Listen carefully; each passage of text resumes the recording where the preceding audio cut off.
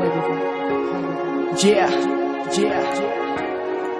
Yes sir, I forget from me. Yeah. PA, NPOK. This song is for you, girl. Emotional Productions. We make what you need.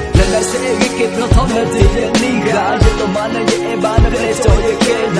Tomorrow, Thailand, I got each other on our way back. Tomorrow, we get a got so lucky on way back. May it know you can find me on the toes that way. Then I go, then the way my feeling on way back. No way, you're the book. Just a fire like a new bar. Just out to then I go, my league in a fever. Just kite like your first time. I go, the way back. Just walk out and I go. The way up, I never jam. I want to be the way. But I'm the way to my love. We get a got. The fire never dies, yo.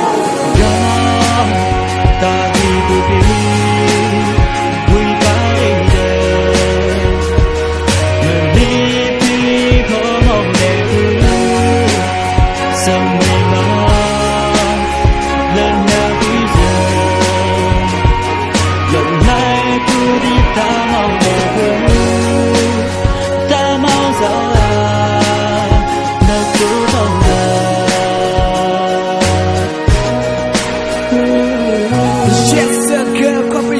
around the loud then and no lawyer air la no lawyer pokuna thought I let go can you say you one life one love no say no just a fun yeah girl can you the ajo you million need you gon' kick on thing na you Thailand somewhere ba mu la e pen na so phone pa ma don't we la win na lo Thailand check kai de thi a ka yo ya ti ya yaw me only pe me e na du a ku cho ba thou cha du na ti ya ka yo the ajo check ke pe to step blue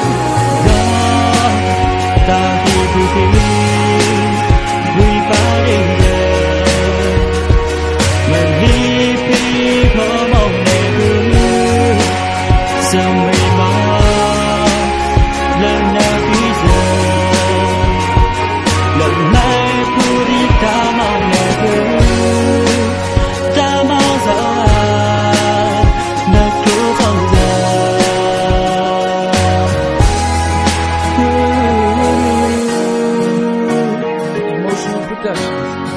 make what you need.